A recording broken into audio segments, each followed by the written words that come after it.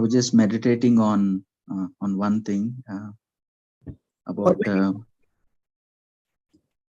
does the Lord really feel at home in my home? और मैं एक विषय पर मनन कर रहा था कि क्या परमेश्वर वाकई मेरे घर में आरामदायक महसूस करता है, क्या उसे मेरा घर अपना घर लगता है? You know, when you visit someone's home, we all have faced this. When you visit someone else's home, you feel very comfortable. It's as if it's your own home. You feel very comfortable. और हम सबने इस अनुभव को किया है कि कभी-कभी जब हम कुछ लोगों के घर में जाते हैं तो वहां हम इतना आरामदायक महसूस करते हैं कि हमें लगता है कि ये हमारा ही घर हो। So I was asking myself, does the Lord really feel at home in my family when he comes to my home? और मैं अपने आप से पूछ रहा था कि जब प्रभु मेरे घर पर आता है तो क्या वो वाकई में आरामदेह महसूस करता है, क्या उसे मेरा घर अपना घर लगता है? No, Jesus said the last days will be like the days of Noah and like the days of Lot. He compared to two righteous people of the Old Testament. और यीशु मसीह ने कहा अंतिम दिन नूह के दिनों के समान और लूत के दिनों के समान होगा। उसने तुलना की इन अंतिम दिनों की दो धार्मिक लोगों से। Yeah, Noah, he won his entire family into the Lord's kingdom, but Lot alone was saved. He lost his entire family. नूह एक ऐसा व्यक्ति था जिसने अपने पूरे परिवार को परमेश्वर के राज्य के लिए जीत लिया, पर लूत ऐसा था जो अकेला ही उसके परिवार से जिसका बचाव हुआ, जिसका उद्धार हुआ। Now the contrast is not between a godly man and a godless man. No, both Noah and Lot, both were righteous, but Noah was wholehearted and but Lot was half-hearted. और इसलिए यहाँ जो हम दो विपरीत लोगों को देखते हैं, ये ऐसा नहीं है कि एक ईश्वरीय है और एक बिल्कुल ही ईश्वरीय नहीं है, बल्कि दो ईश्वरीय लोग। पर अंतर ये था कि नूह जो था वो अपने पूर्ण हृदय से परमेश्वर के पीछे चलता था, और लूत जो था वो आधे हृदय से परमेश्वर का पीछे चलता था। So we all know that in Luke 17:26-30, Jesus says, what are the things happening in the last days? और हम जानते हैं उस वचन को लूका 17:26 से लेकर 30 वचन तक कि अंतिम दिनों में क्या क्या होगा। People will be eating, drinking, marriage until the day Noah entered the ark. लोग खाते पीते रहेंगे, विवाह होते रहेंगे जब तक कि जल प्रलय नहीं आया और नूह जहाज पर नहीं चढ़ा। Yeah, I mean, Jesus said the last days will be like that. और यीशु ने कहा अंतिम दिन बिल्कुल ऐसे ही होंगे। Lot's days also people will be buying, selling, planting and building. और लूत के दिनों के विषय में भी परमेश्वर यीशु ने कहा कि लोग खाते पीते, लेन देन करते, पेड़ लगाते और घर बनाते होंगे। I mean, if we just go onto the road, if we see the traffic, do we see people killing each other on the road? No, we don't see that. We just see people driving on their own business. और आज जब हम जाकर सड़क पर लोगों को देखते हैं तो क्या हम देखते हैं कि लोग एक दूसरे की खून और हत्या कर रहे हैं? नहीं, हम केवल देखते हैं कि लोग अपनी अपनी गाड़ी चलाकर अपने अपने कामों में, अपने व्यवसाय में व्यस्त है। When we go to a shop or a workplace office, people do their own business, their own job. We don't see people killing each other everywhere. जब हम किसी दुकान में जाते हैं, किसी ऑफिस में जाते हैं, कार्यालय में जाते हैं, हम देखते हैं लोग किसी को खून करके किसी की हत्या नहीं कर रहे, बल्कि वो अपने अपने कामों में ही लगे हुए हैं। So outwardly, people are doing very normal things: buying, selling, eating, drinking, marrying, so on. और बाहरी तौर पर लोग बड़े ही साधारण सी चीजें कर रहे हैं, खरीद रहे हैं, बेच रहे हैं, विवाह कर रहे हैं, पेड़ लगा रहे हैं और ऐसे अन्य चीजें। But inwardly, in Genesis 6, we read in Genesis 6:5, I think it says, the Lord was so brokenhearted. He saw that every intent of the thoughts of their hearts was only evil continually. पर अगर हम इनके हृदय को अंदर से देखें, उनकी अंदरूनी अवस्था ये थी जिसके विषय में उत्पत्ति की पुस्तक 6 अध्याय के 5वें वचन में लिखा है कि यहोवा का हृदय इस प्रकार टूट गया मनुष्यों को देखकर, क्योंकि मनुष्यों की बुराई बढ़ गई थी। उनके मन के विचार, जो कुछ उनके मन में उत्पन्न होता था वो निरंतर बुरा ही होता था। That's a warning for all of us. Are we like that? Outwardly, we do everything nice, wonderful. Even in the church, outwardly we are so nice. We do all the responsibility, but inwardly, how is our thought life? Because when Jesus said last days will be like the days of Noah, we should really take Genesis 6:5 care very seriously. और ये हम सब के लिए एक चेतावनी है। क्या हम भी इसी प्रकार से बाहर से तो बहुत ही साधारण कलीसिया के कामकाज कर रहे हैं, कलीसिया के कामों में है, पर अंदर से हमारे विचार अलग है क्या, इस प्रकार है क्या? जब प्रभु ने कहा कि अंतिम दिन नूह के समान और लूत के समान होंगे, तो हमें भी अपने विचारों के जीवन को और इस क्षेत्र को बड़े ध्यान से देखना है। Jesus said in Luke 17:30, it will be just the same on the day when the Son of Man is revealed. Outwardly, people will appear so nice, so righteous, but inwardly, every thought that they think will be evil. और यीशु मसीह ने लूका 17 उसके 30 वचन में कहा कि मनुष्य के पुत्र के प्रकट होने के दिन भी ऐसा ही होगा। मतलब बाहरी तौर पर तो लोग बिल्कुल साधारण से मालूम पड़ेंगे, पर उनके अंदर आने वाले जो विचार है वो निरंतर बुराई के ही विचार होंगे। That's why a true child of God who's got the fear of God, they will mourn and weep when they fall in their thoughts when nobody is watching them. और इसलिए एक सच्चा परमेश्वर की जो संतान है वो विलाप करेगा, वो रोएगा जब वो अपने विचारों में भी गिर जाता है जहां और कोई उन्हें नहीं देख पाता। And Noah walked with God. और नूह जो था वो परमेश्वर के साथ साथ चला। We all know the difference between walking and talking. He just did not simply talk. We can all talk. It's so easy to talk, but to practically walk. Walk is another meaning, which means to be practical. In his practical life, he walked with God. और वहां लिखा है कि नूह परमेश्वर के साथ चलता था, और चलना और बात करना इन दोनों में बड़ा अंतर है। बात करना बहुत आसान है, पर नूह के विषय में लिखा है कि वो परमेश्वर के साथ चलता था। दूसरे शब्दों में हम कह सकता है कि वो अपने व्यवहारिक जीवन में इन सब बातों को कर रहा था। परमेश्वर के साथ उसका जीवन व्यवहारिक तौर पर सही था। And there is only one requirement to walk with God, that is humility. Micah, I think he says that in Micah 6:8, walk with your God humbly. Humility is the only requirement. और परमेश्वर के साथ अगर हम चलना चाहते हैं तो उसकी केवल एक ही शर्त है, एक ही जरूरत है, जो मीका नबी के पुस्तक 6 अध्याय के 8वें वचन में लिखा है कि हमें अपने प्रभु के सामने नम्रता से चलना है। So we'll look at Lot's life first. और इसलिए सबसे पहले हम लूत के जीवन को देखेंगे, contrasting his family life with Abraham. और उसके पारिवारिक जीवन को अब्राहम के पारिवारिक जीवन से हम तुलना करके देखेंगे। I mean, we all know that the old name of Abraham was Abram. और हम सब जानते हैं कि अब्राहम का पहले नाम अब्राम था। And God called him out of his native place to go to the land of Canaan. और परमेश्वर ने अब्राहम को अपने घर से, अपने देश से बाहर बुलाया था ताकि वो कनान देश में जाए। But in Genesis 12, we see that there is a famine that has come. पर उत्पत्ति उसके 12 अध्याय में हम देखते हैं कि वहां एक अकाल आया है। And you know what Abram does? और क्या आप जानते हो कि अब्राम क्या करता है? He takes a small detour, a small deviation. और वो एक छोटा सा अलग रास्ता लेकर थोड़े से लंबे रास्ते से, उसके मुख्य रास्ते से भटककर कहीं और जाता है। And he goes to Egypt. और वो मिस्र देश में जाता है। And you know what the Lord does in Genesis 12:17? और क्या आप जानते हो कि उत्पत्ति 12 उसके 17 वचन में प्रभु क्या करता है?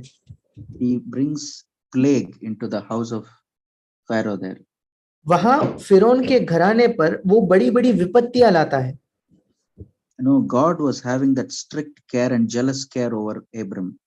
परमेश्वर की ऐसी एक कठोर निगरानी और देखभाल था अब्राहम के विषय में। You remember Lot also took a deviation. He went to Sodom. पर क्या आप जानते हो कि लूत ने भी ऐसा ही एक अलग रास्ता लिया और वो सदोम के पास गया। God did not stop him. परमेश्वर ने उसे नहीं रोका। Yeah, may that really make us tremble, brothers and sisters. और ये एक सत्य है जिसकी वजह से वाकई में हम थरथराने चाहिए भाई और बहनों। May we never be like Lot, half-hearted when we do take a wrong decision or a deviation. The Lord will allow us to go that way. May we really fear and tremble. हम कभी भी लूत के समान अर्ध हृदय ना हो कि जब हम एक लूत के समान, brother can you repeat?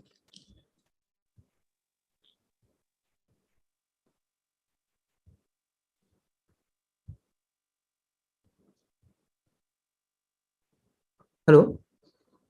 Yes, brother. Sorry. Yeah.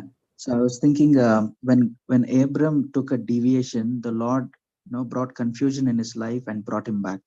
और मैं कह रहा था कि जब अब्राम ने एक अलग रास्ता लिया उसके जीवन में, तो प्रभु ने उसके जीवन में गड़बड़ी लाई।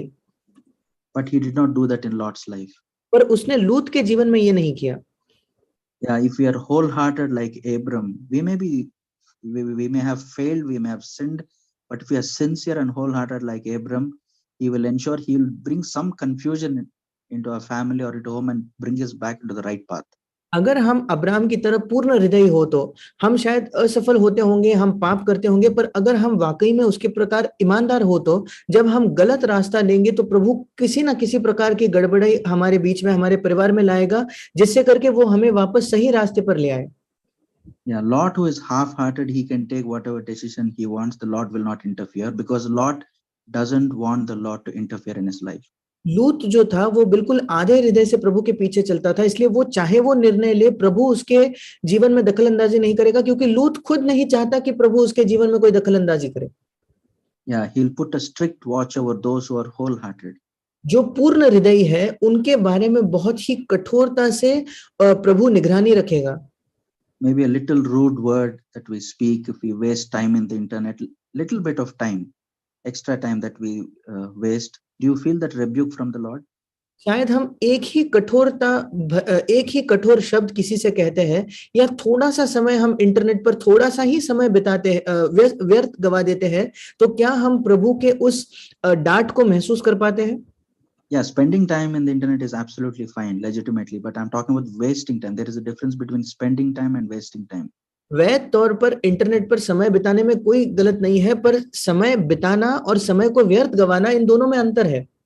Yeah, there may be other Christians around us who may be doing all that. God may not do any rebuke, but if you're really wholehearted, he will ensure that he will rebuke you till you repent. शायद हमारे आसपास अन्य ऐसे मसीही होंगे जो ये कर सकते हैं और प्रभु उन्हें नहीं डांटता, पर प्रभु आपको तब तक डांटेगा जब तक आप जब तक आप उससे मन नहीं फिराते.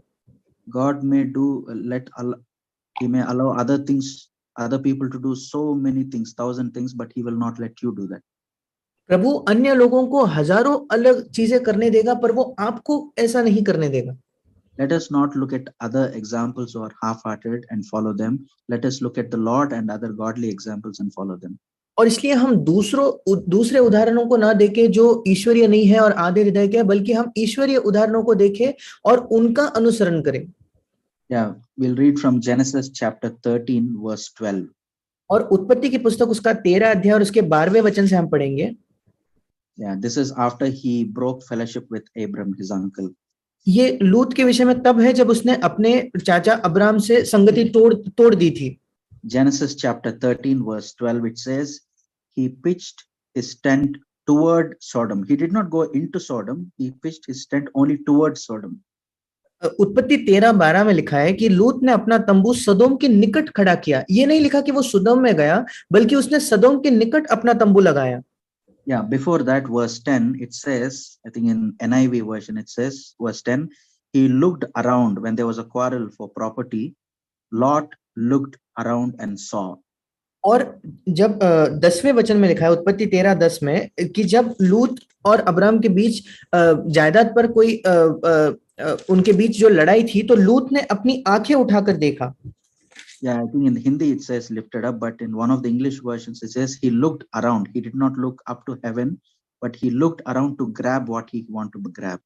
और हिंदी में लिखा है कि आंख उठाकर, बल्कि इंग्लिश के एक भाषांतर में लिखा है कि उसने अपने आसपास, अपने इर्द गिर्द, स्वर्ग की ओर नहीं बल्कि अपने इर्द गिर्द देखा कि वो क्या क्या छीन सकता है. And verse 12, he pitched his tent towards Sodom. और 12वें वचन में लिखा है कि उसने अपने तंबू को सदोम के निकट खड़ा किया. Yeah, he might probably tell, brother, I'm not going to Sodom. I'm not going to live in Sodom. I'm just pitching my tent towards Sodom. It's a small decision. और शायद वो कह सकता है कि भाई मैं सदोम के अंदर नहीं जा रहा, मैं सदोम के अंदर अपने तंबू को नहीं लगा रहा, मैं केवल सदोम के निकट गया हूं. ये एक छोटा सा निर्णय लगता है. It's a small 1 degree deviation. वो केवल एक ही डिग्री से मानो सही रास्ते से भटक गया है. Separating from Abraham. अब्राम से अलग होकर, looking around, अपने आसपास देखकर, instead of looking up, ऊपर देखने के बजाय, and pitching his tent towards Sodom. और अपने तंबू को सदोम की ओर वो लगाता है. We might think, oh, it's a small decision, it's a small deviation. What difference will it make? हम सोच सकते हैं कि ये तो एक छोटा निर्णय है, थोड़े ही कुछ ही इससे मैं भटक गया हूं, इससे क्या फर्क पड़ेगा? Now, those of us who drive on the road, we know that on the highway, if you take a little bit of deviation, you will 20 kilometers later, you will end up somewhere else instead of your destination. और हम सब जो highway पर गाड़ी चला चुके हैं, हम जानते हैं कि अगर हम सही रास्ते से थोड़े ही अंतर से भटक जाए तो 20 किलोमीटर बाद हम अपने सही मंजिल से बहुत ज्यादा दूर हो सकते हैं। Yeah, the small decisions we as husbands and wives, fathers and mothers, we take regarding our family, small decisions, very, very small. That result will not be seen now, but 20 years later, we will see the result. जो छोटे छोटे निर्णय हम जो पति पत्नी है, हम जो माता पिता है अपने घर के विषय में, अपने परिवार के संबंध में लेते हैं, वो छोटे निर्णयों के जो परिणाम है वो आज नहीं दिखेंगे, पर 20 साल के बाद हम उनके परिणामों को देख पाएंगे। That small 5-second dirty sin in that movie, that small immodesty in our dressing, that small unrighteousness in money, we may think it is small, but 20 years later, we'll see the result. वो किसी movie के अंदर बस 5 second का एक गंदा कोई scene है, या 5 या कोई हमारे पहनाव में, हमारे पोशाक में किसी प्रकार की थोड़ी सी असभ्यता है, ये जो छोटी छोटी चीजें हैं, हम इसका परिणाम अब नहीं देखेंगे, पर 20 वर्षों बाद हम देख पाएंगे। Lot took a small deviation. और लूत ने केवल थोड़े ही से सही रास्ते से वो भटक गया था। And Genesis 14:12, we read that Lot dwelt in Sodom. Initially, Genesis 13:12, he was only towards Sodom, but Genesis 14:12, we see that he is already now inside Sodom.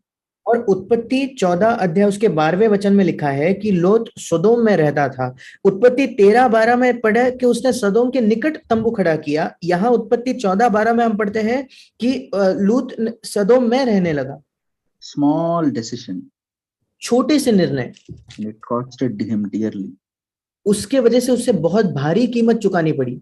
And you know, God in his mercy, he sent some enemies to wake up Lot.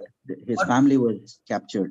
और परमेश्वर ने अपनी दया में कुछ शत्रु भेजे लूत को जगाने के लिए, लूत को उठाने के लिए, और उस वजह से उसका पूरा परिवार जो है वो शत्रु उसे ले गए। You see how merciful and compassionate the Lord is. He did not give up on Lot. If we were there in God's place, we would have said, okay, let him go what he wants to do. क्या हम देख पाते हैं कि परमेश्वर कितना करुणामय है, कितना दया से भरपूर है? अगर हम परमेश्वर की जगह होते तो हम कहते कि लूत को जाने दो, वो जो चाहे वो कर सकता है। Yeah, God allows Lot and his family to be captured by the enemies in Genesis 14. उत्पत्ति 14 में परमेश्वर अनुमति देता है कि लूत और उसके परिवार समेत उसको शत्रु जो है वो उठा के कब्जा कर ले। And guess who comes to rescue? It was his own uncle Abram, with whom he broke fellowship with. और सोचिए कि कौन उसे छुड़ाने के लिए आता है? उसका खुद का चाचा जो अब्राम था, जिसके साथ लूत ने खुद संगति तोड़ दी थी। And do you think Lot learns a lesson? He does not learn a lesson from it. He continues to live in Sodom. और क्या आपको लगता है कि लूत इससे कोई पाठ सीखता है? नहीं, वो कोई पाठ नहीं सीखता, वो इसके बाद भी सदोम में ही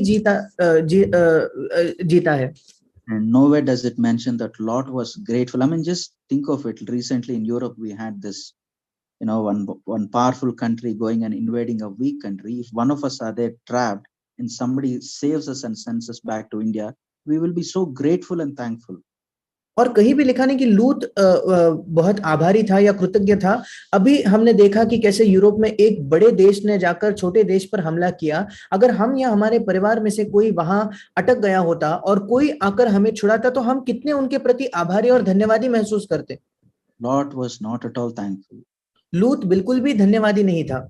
The last days will be the days like that of Lot. People will not be grateful and thankful to the Lord and to the church. अंतिम दिन जो है वो बिल्कुल लूत के दिनों के समान होंगे। लोग बिल्कुल भी कलीसिया के प्रति और प्रभु के प्रति धन्यवादी नहीं होंगे।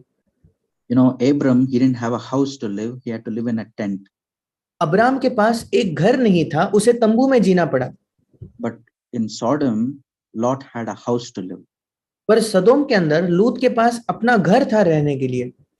Now we all know that, you know, which is more safe, to live in a house or to live in a tent. हम सब जानते हैं कि कौन सी चीज में ज्यादा सुरक्षा है, एक घर में जीना या एक तंबू में जीना। According to common sense, obviously house is more safe, because and also you're in the city of Sodom, you have the city walls as protection.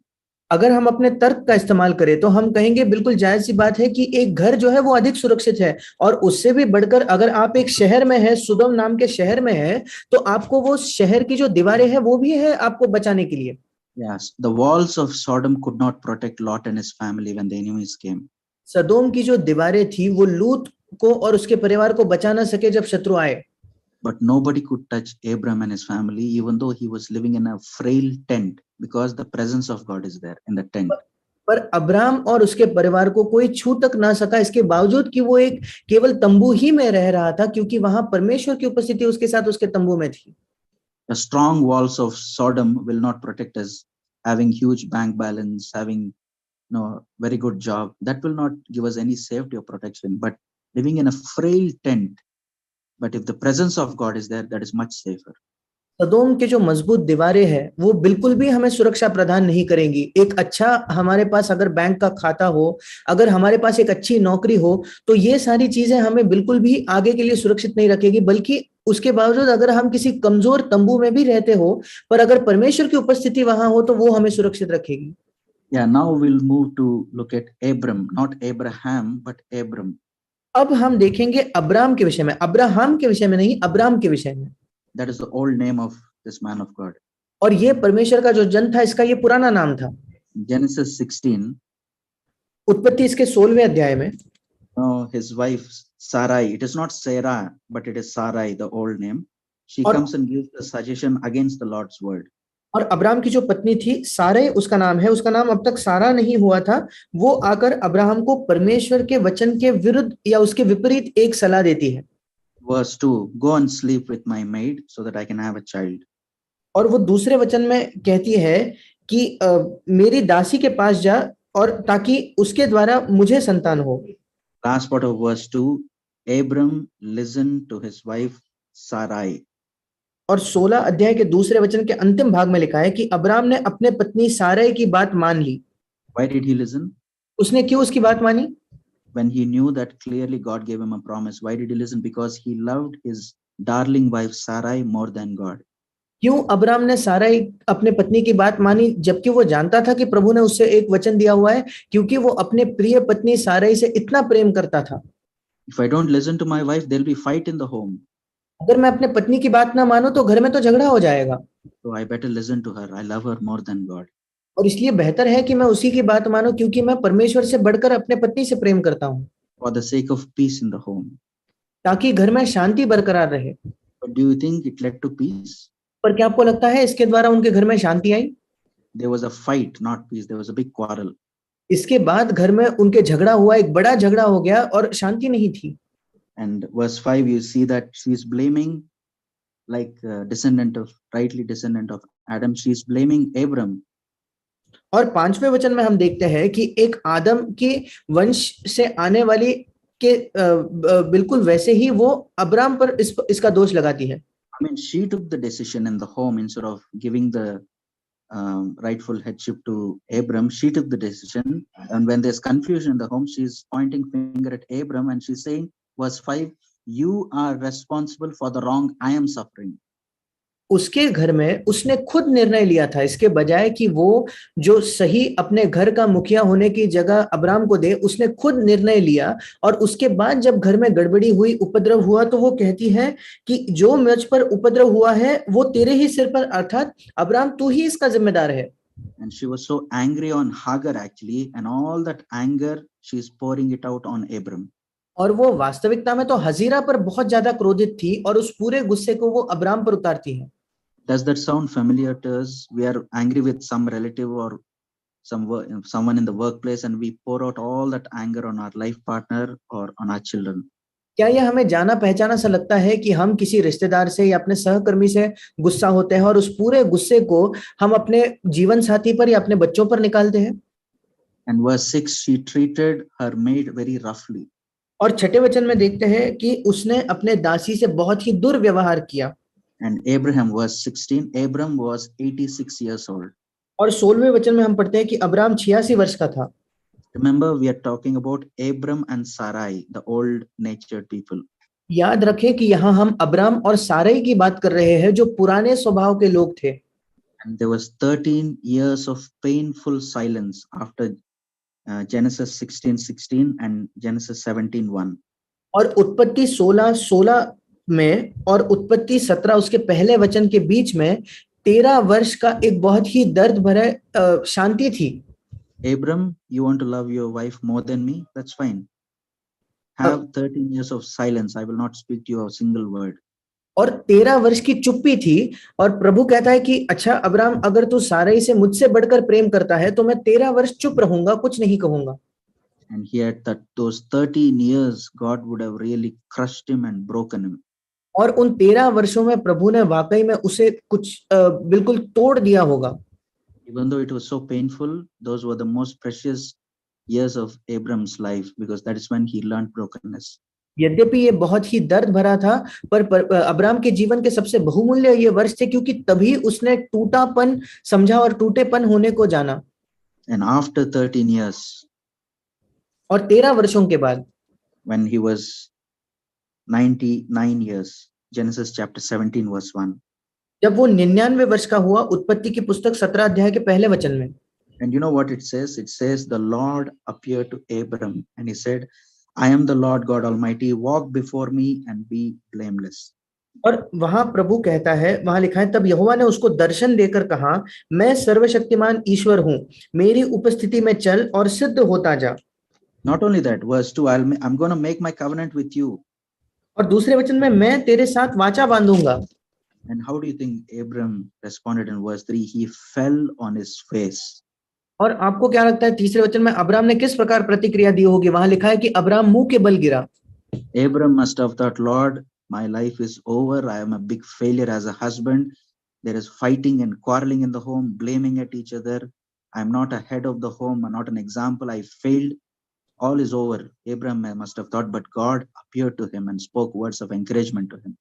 Abraham ने सोचा होगा कि मैं तो बहुत बड़ी तरीके से असफल रहा हूं, मैं बहुत बड़ी असफलता रहा हूं, मैं बहुत बड़ा बुरा पति रहा हूं, मैंने अपने घर का मुखिया होने की जिम्मेदारी को नहीं उठाया है, मेरे घर में अभी भी लड़ाई झगड़ा है, मेरा जीवन तो एक बहुत बड़ी असफलता है। और उसके बावजूद प्रभु उसे दर्शन देकर उससे बात करता है। Any husband here feeling like that? Any wife here we feeling like that? Brother, sister, don't give up. The Lord has not given up on you. क्या कोई पति है यहाँ जो यही महसूस करता है? क्या कोई पत्नी है यहाँ जो यही महसूस करता है? प्रिय भाई, प्रिय बहन, कृपया हार ना माने, हिम्मत ना हारे, क्योंकि प्रभु ने अब तक आपसे आशा नहीं छोड़ी है। Let us fall on our face, like it says in verse 3, and it says God talked with him. Isn't that wonderful?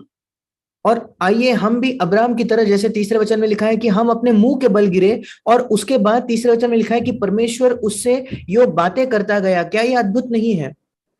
Verse 5, God gives him a fresh start and a new name. Now you will not be Abram, but you will be Abraham. और 5वें वचन में परमेश्वर उसको एक ताजी शुरुआत और एक नया नाम देता है, और परमेश्वर कहता है कि अब से तेरा नाम अब्राम न रहेगा, परंतु तेरा नाम अब्राहम होगा।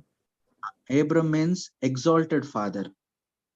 अब्राम का मतलब होता है एक ऊंचा किया हुआ पिता। God doesn't want it. The Lord is not in need of exalted fathers. और परमेश्वर ऐसे ऊंचे किए हुए पिताओं की खोज में नहीं है। But God wants Abraham. Abraham means father of a multitude. The word exalted is removed from his name. पर परमेश्वर चाहता है कि वो अब्राहम हो, और अब्राहम नाम का मतलब है कि एक बहुतों का पिता, और वो जो ऊंचा किया गया ये शब्द है उसके नाम से निकाल दिया जाता है। In the church also we need many brothers who've got that heart of a father, not those who are exalted fathers, but who are humble fathers. और कलीसिया में भी हमें बहुतों की आवश्यकता है जिनके पास एक पिता का हृदय है, ऊंचे समझने वाले, अपने आप को पिता नहीं बल्कि परमेश्वर ने नम्र किए हुए पिता। And verse 15, God changes the name of Sarai into Sarah. और 15 वचन में परमेश्वर साराई के नाम को बदलकर सारा बनाता है। Sarah means princess. सारा का मतलब है राजकुमारी। One time it was so ugly, blaming others for my mistake and quarreling, but now God wants to change you, sister, into a princess. एक समय वो इतना बुरा था कि मेरे गलतियों के लिए दूसरों पर दोष लगाना, पर अब परमेश्वर बहन आपको बदलकर आपको एक राजकुमारी के समान बनाना चाहता है। In Genesis 18, और उत्पत्ति उसके 18 अध्याय में here the Lord comes to Abraham's home with his two angels. यहाँ प्रभु अब्राहम के घर अपने दो स्वर्गदूतों के साथ आता है। Genesis 18:1. उत्पत्ति 18 अध्याय पहला वचन। He comes to his house in the heat of the day, which heat of the day means it is bright sunlight in the noon time. और वो अब्राहम के घर कड़ी धूप के समय आता है। कड़ी धूप का समय मतलब बिल्कुल दोपहर के समय जब बहुत ज्योति होती है उस समय वो आता है। That is how Abraham's life also was. He was in the transparent bright sunlight, nothing to hide, very transparent, nothing to hide, no hypocrisy. और अब्राहम का जीवन बिल्कुल ऐसा ही था, बिल्कुल साफ, स्पष्ट और ज्योति से भरा, जिसमें कोई पाखंड नहीं था, उसके पास छिपाने के लिए कुछ नहीं था। ऐसा ज्योतिर्मय और पारदर्शी जीवन अब्राहम का था। Lord came to Abraham's home and he felt so at home in his home. और प्रभु अब्राहम के घर में आता है और उसको इतना आरामदेह, उसे अब्राहम का घर अपने घर सा लगता है।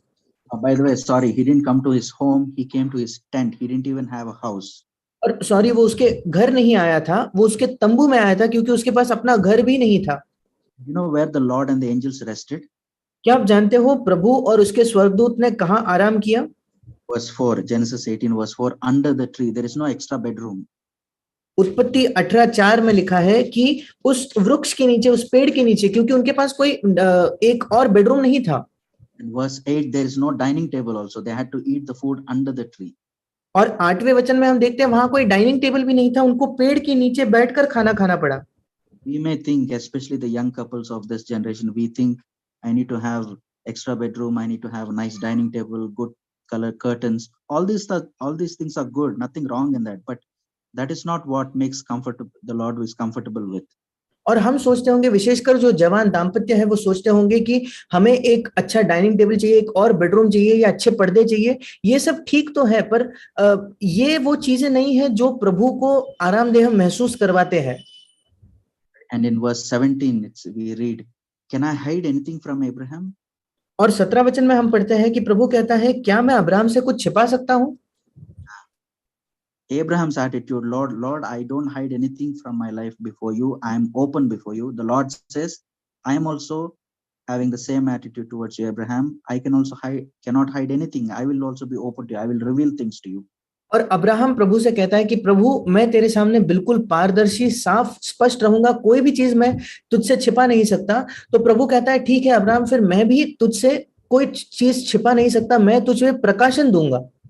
If I hide, if I am living a life of hypocrisy, the Lord also will hide. He will not give any revelation from his word. अगर मैं छिपाता हूं और मैं पाखंड या कपट का जीवन जीता हूं, तो प्रभु भी मुझसे चीजों को छिपाएगा, वो मुझे उसके वचन पर कोई भी प्रकाशन नहीं देगा। So the Lord felt so comfortable at Abraham's tent. और प्रभु को अब्राहम के तंबू और अब्राहम के घर में बिल्कुल आरामदेह महसूस हुआ। He had wonderful fellowship. उसकी अब्राहम के साथ अद्भुत संगति हुई। 18, Genesis 18 verse 33, the Lord departed. उत्पत्ति 18 उसके 33 वचन में हम पढ़ते हैं कि वहां से प्रभु जब चला गया। Genesis 19:1, only the two angels go to Lot's house. The Lord doesn't go. और उत्पत्ति 19 उसके पहले वचन में हम पढ़ते हैं, केवल दो स्वर्गदूत लूत के घर जाते हैं, पर प्रभु खुद नहीं जाता। You know, when the angels visit Lot in the evening. पर जब स्वर्गदूत लूत के घर जाते हैं, तो वे लूत के घर संध्या के समय जाते हैं। That is how Lot was. It was neither noon nor night. It was neither completely bright nor completely dark in the night. It is in the evening. Evening means neither hot nor cold, lukewarm. लूत बिल्कुल ऐसा ही था। अब वे लोग उनके घर ना दोपहर में जाते हैं ना रात में जाते हैं, क्योंकि लूत भी बिल्कुल वैसा ही था। वो ना गर्म था ना ठंडा था, बल्कि वो बिल्कुल गुनगुना था। Genesis 19:2 we see that he had a house. और उत्पत्ति 19:2 में हम देखते हैं कि उसके पास अपना घर था। And he made a feast, it says. और यहाँ लिखा है कि उसने एक बड़ा मानो उत्सव मनाया। And later when Lot goes and tells his sons-in-law that judgment is going to come, in verse 14, they thought he was joking. और 14 वचन में जब लूत जाकर अपने जो दामाद है उनसे कहता है कि अभी हम पर न्याय आने वाला है, तो वे समझते हैं कि ये मजाक कर रहा है। Why? Because Lot, he treated his own life like a joke, and when he told about the judgment of God, he looked like a joker. क्योंकि लूत ने अपने ही जीवन को एक मजाक के रूप में वो अपने जीवन को देखता था, और इसलिए जब उसने अपने दामादों से ये कहा कि प्रभु का न्याय आने वाला है, तो वो खुद एक मजाक करने वाले के समान, जोकर के समान दिखाई पड़ता था। The angel told very clearly, please don't look back. और स्वर्गदूत ने बिल्कुल साफ साफ ये कहा था कि कृपया पीछे मुड़कर ना देखे। Genesis 19:26, we see that Lot's wife did exactly the thing angels told her not to do. She turned and looked back. उत्पत्ति 19:26 वचन में हम देखते हैं कि लूत की पत्नी ने वही किया जो परमेश्वर ने उससे नहीं कर, स्वर्गदूतों ने नहीं करने को कहा था, उससे विपरीत किया और उसने पीछे मुड़कर देखा। Isn't that a sad thing? क्या ये दुख की बात नहीं है? He became a pillar of salt. वो एक नमक की खंबा बन गई। Yeah, even as I share this, I want to really fear and tremble. I say, Lord, please save me and save us from being like Lot and his family. और जब मैं ये बांटता हूं तो मैं खुद डरना चाहता हूं, कांपना चाहता हूं कि प्रभु कृपया मुझे और मेरे परिवार को तू बचा, लूत और उसके परिवार समान नहीं हो। Not to be lukewarm like Lot. लूत के समान मैं गुनगुना ना रहूं। To be on fire like Abraham. बल्कि मैं पूरे सरगर्म रहूं अब्राम की तरह।